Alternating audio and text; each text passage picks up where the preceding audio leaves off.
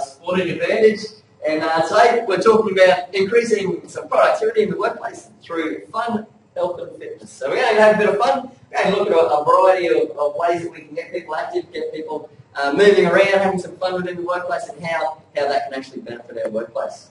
So we've got a quote up there: exercise is the bullet worth fighting, whatever your surroundings, whatever the pressures of the day. The more energy we can bring to our working days, the better.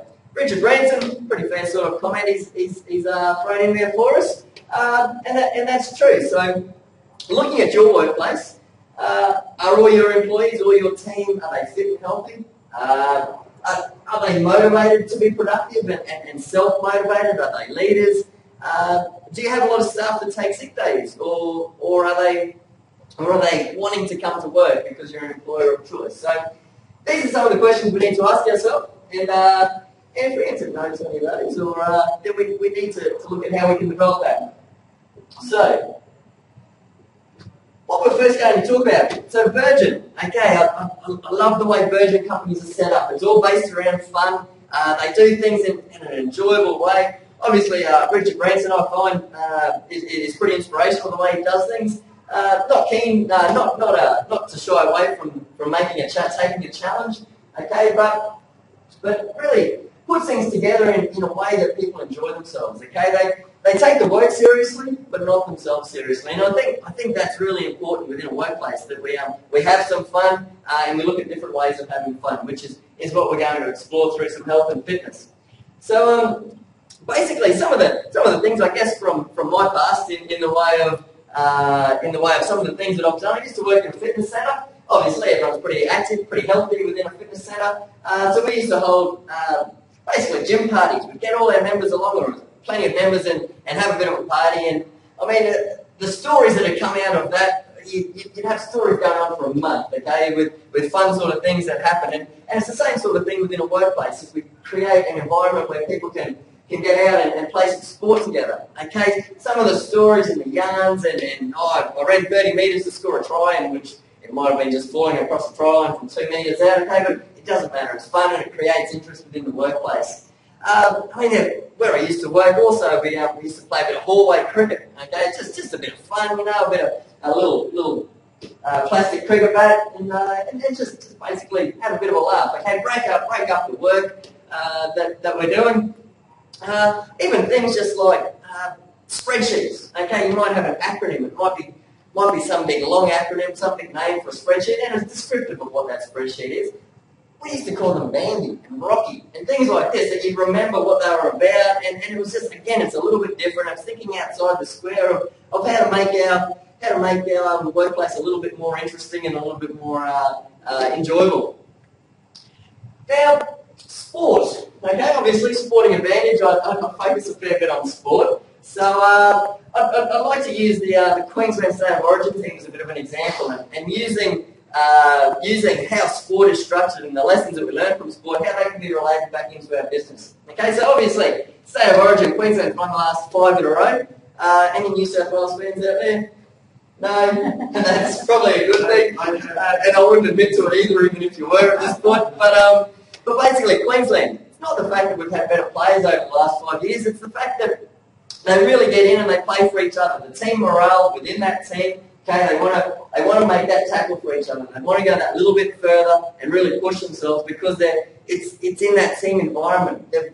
They've really developed certain leaders within that team, okay, because they're doing things for each other, and they're having fun. Every time you see them organised, see them interviewed, outside of training, they're enjoying themselves. Okay, so I think we can take a lot of lessons from sport and relate that back into our work. So getting people within a team setting, within work, doing things together, whether it's on a social sense or whether it's within the workplace or after work, okay, what options are there to get people working together and having some fun?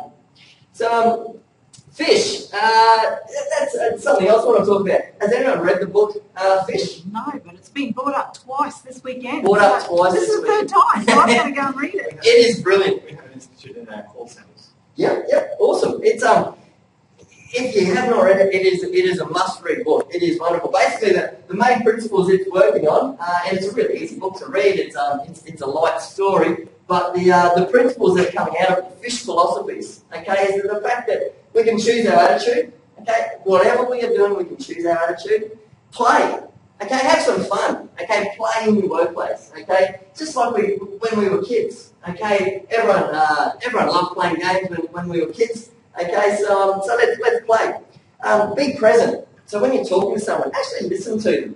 Okay, be there when you're actually within your workplace, when you're doing something. Don't try and be listening to someone and reading an email or opening an email. Okay, so be present. Okay, and make their day. And I love that. Make their day. Okay, do something for someone in your workplace.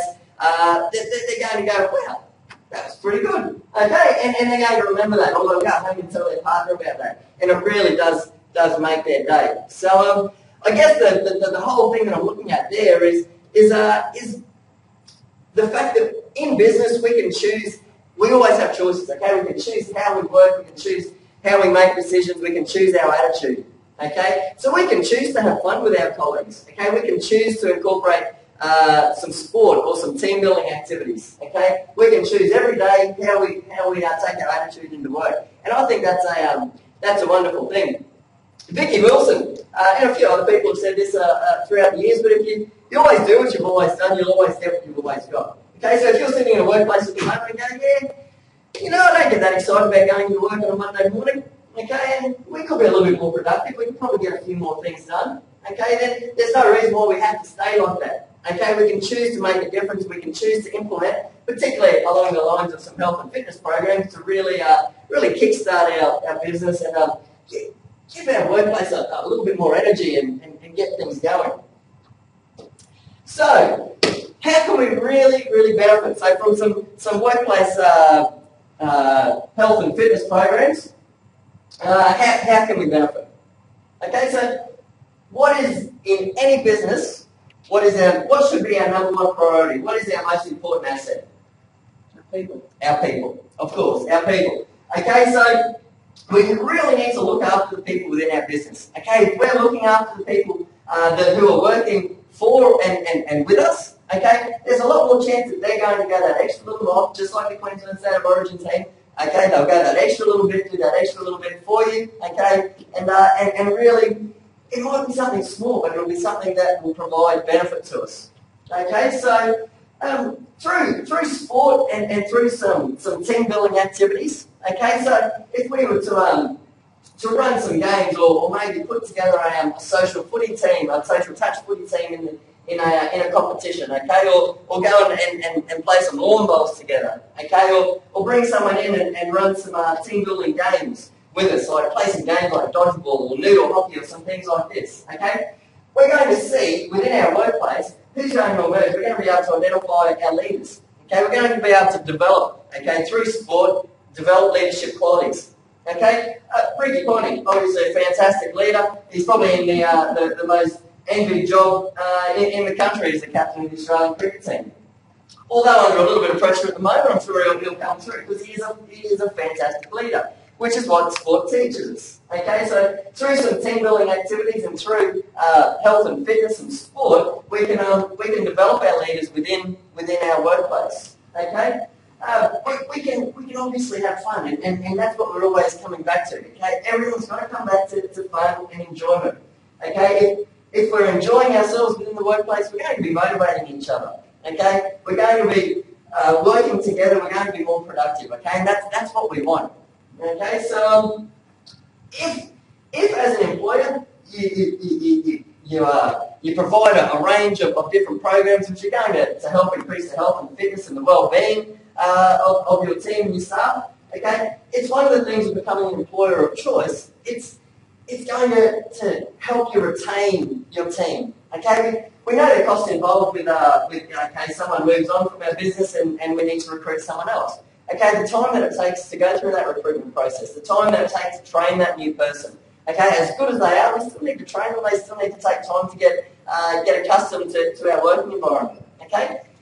That costs a lot of money and there's a lot of time involved in that. Okay? If we can work on retaining our employees, our team, our staff, okay, then there's time and there's money that we are saving. Okay? And on the next slide, we're going to look at some dollar figures that have been shown through some studies about how we can save through health and fitness programs. So being an employer of choice also, someone, you may have just interviewed someone. They might be tossing up between your business, okay, and another business, okay. It might be similar pay, okay, there might be similar benefits, but your business might be providing each year a gym membership for a year, or a health and fitness membership, or provide opportunities for people to do some team building or some fun games on a weekly basis, which get people active and have some fun together. They might know someone in your business and they go, oh, we have a great time at work together, okay, we participate in corporate games each year. We have a social netball team that plays every May, June, July each year. Okay, and that might be enough to say, oh yeah, well, I think that business sounds great. I want to work for them for that business. Okay, and that's all through just implementing some really basic health and fitness programs. Okay, within the workplace. So create some fun, create some opportunities. But when we get down to it, of course, we need to look at our bottom line, don't we? So any business, as anyone knows, obviously we want to make sure that we're obviously making a profit, or at least breaking even. It makes it tough if we're not doing that. So we do need to take into account the bottom line, and maybe sometimes we look at, okay, well, maybe a couple of $1,000 over the year, or whatever it might be, in whatever sense. Maybe I don't need to put that into corporate wellness or health and fitness programs for the staff. Okay, but what I want to actually show you on the next slide is how you can actually save money by investing money in that. Okay, so investing in our staff to basically assist us in our business. So Wayne Bennett there said, don't die with the music in you. Okay, so let's really have a go. Let's have some fun. Let's get it out there and really promote and provide value adding to our employees.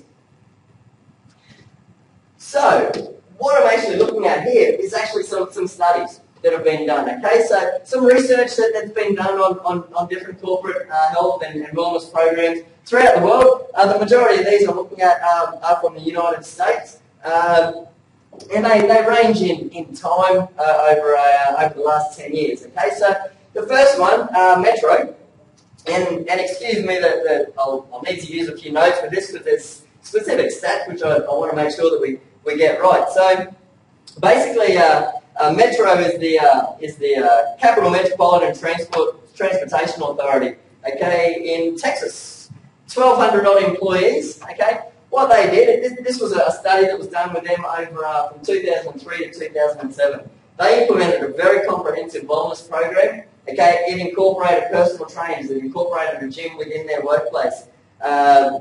Health assessment and screenings, it provided education around health and around nutrition. There was dietary counselling, newsletters on health, and also smoking cessation programs. So it was a very, very broad program. Okay, a lot of employees obviously put a lot of money into it.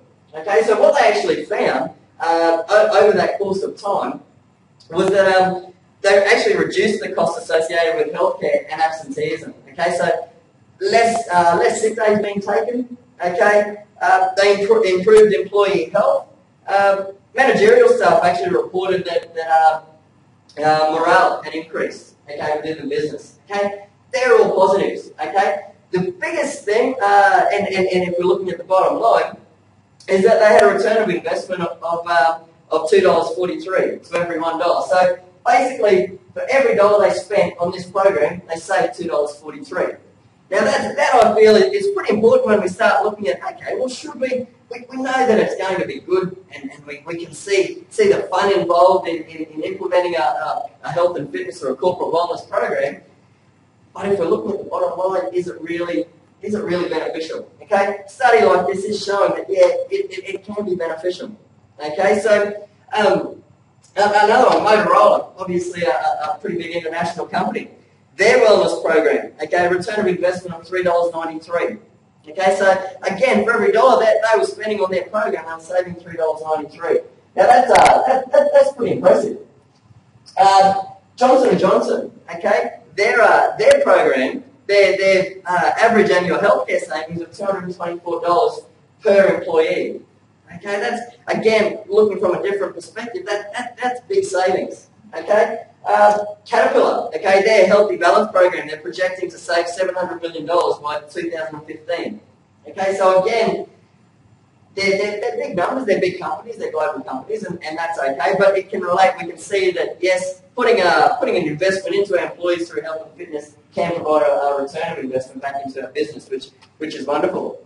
There was a study also done at the University of Bristol, which is over in England. What they actually looked at was employees who did a training session, okay, some sort of exercise at lunchtime, and what effects that had on them. What it actually showed was that they were consistently and significantly more productive. Okay, they were better able to manage their time demands. Okay, and they had more positive relationships with their peers, with their colleagues. Okay, so that was an interesting little study that obviously showed the benefits that doing a session in the middle of the day can provide for the afternoon. You don't need to go and have 4 cups of coffee in the afternoon to get yourself through to the end of the day. So that's I feel looking at research that is out there, okay, and these are quality studies that, particularly the Metro study there was actually reported in a peer-reviewed journal. So they're robust studies which show a benefit, which is great. So we've talked about so far. Bit in general, okay, the benefits of what we can implement. Okay, we've looked at how it's going to improve our workplace, how it can potentially increase our return on investment. Okay, so what I sort of want to look at now is, well, okay, for businesses that are based here in Townsville, okay, or for businesses based anywhere for that matter, what can we specifically do? Okay, so how can we start putting together something that's going to be a benefit to your staff and to your team? So some of the ideas that I like to look at is look at your surroundings. Okay, we're sitting at Riverway at the moment, beautiful walking tracks. Okay, feel like the Strand. We're sitting in a lucky position where there's lots of opportunities for people to get out and walk and jog and ride bikes and do things together. So why not organise each week or one day a week or a couple of days a week in the morning or afternoon, okay, where a team of employees can just go and go for a walk, okay, or go for a jog together or do something together, okay?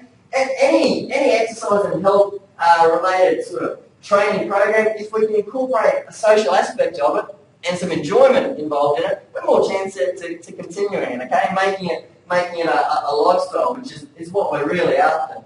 So using what we have around, and that can be related to any town, okay, there's plenty of recreation tracks and opportunities for people to get out and get active, but do it together in a fun way.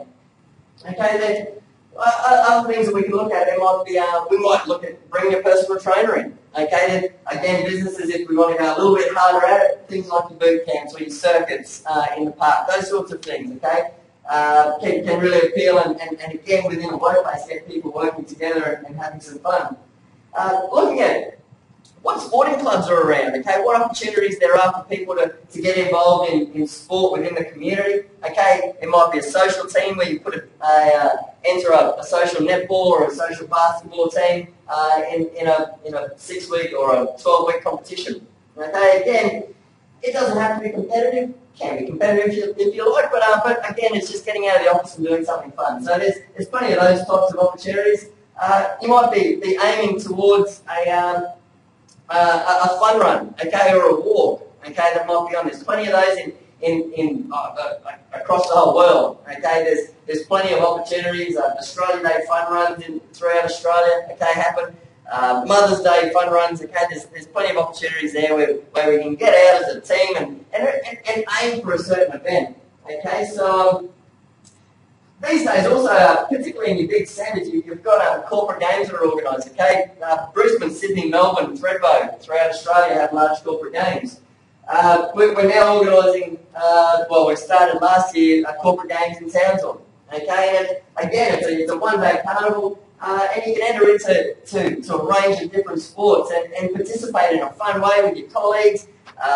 You can, if you're a law firm, you can take on other law firms on the touch field or playing netball or something of the like.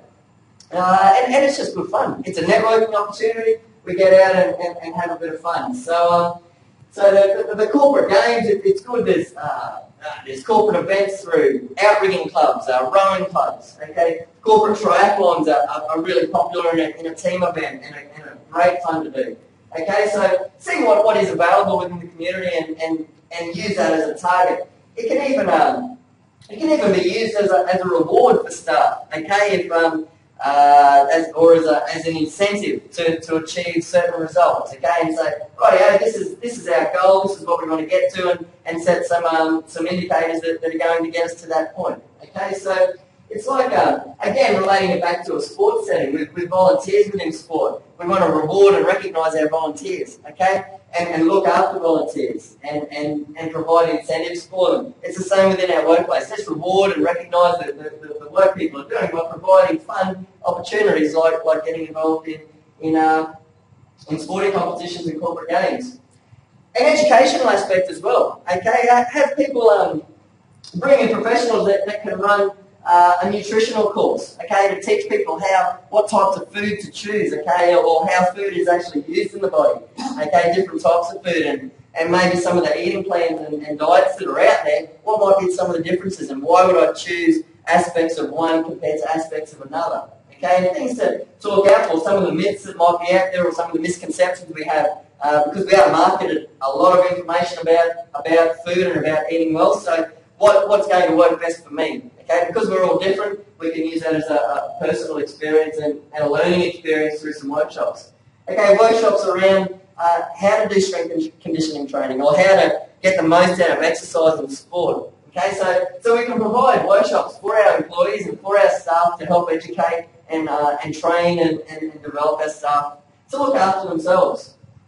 Okay, locally here, the Townsville City Council last year they ran a Healthy Choices program whereby they provided nutrition courses for their staff. They provided courses around or presentations and workshops around healthy eating and exercise. Okay, they put in guidelines for catering that it had to be healthy when they're healthy catering when they were having a workshop or a meeting or a seminar. Okay. That's fantastic. I think that is wonderful that they're going along those lines. In relation to the corporate games that we're organising this year, I've already had the Cowboys Leagues Club and AECOM have inquired about when the games are on, what's involved, because they're incorporating into their workplace wellness plan. Okay, so these businesses, they've got a plan, they're putting a plan together, an annual plan, how we're going to put together our health and fitness and our wellness actions for our staff, okay, across 12 months, and they're planning it in advance. So these are the types of things that we can incorporate into a plan so that we know. I mean, we have our marketing plans, okay, through business. We have our business plans, okay. Let's start looking at the advantages and the opportunities of health and fitness plans, okay. So there's a whole range of different things that we can start to incorporate. There's, generally, when we go away for a conference or anything or a seminar which is away from the office, normally there's a motivational speaker or we can incorporate some sort of team building type activities. Okay, there's no reason why again sport and exercise can't be used as those team building type activities. And we've got two people really quickly that I've got flat shoes that can run up here. Please, quick, come on, two people. Let's go. There's one, there's two. Right, yeah. Here's an example. Noodle hockey, something really easy. Have a noodle. Have a noodle, scoring in a goal, okay? Oh, go. You got 30 seconds. Get a goal. And that was fun to me. Great, yeah, good stuff. Okay, one more go. Okay, there we go. Oh, there we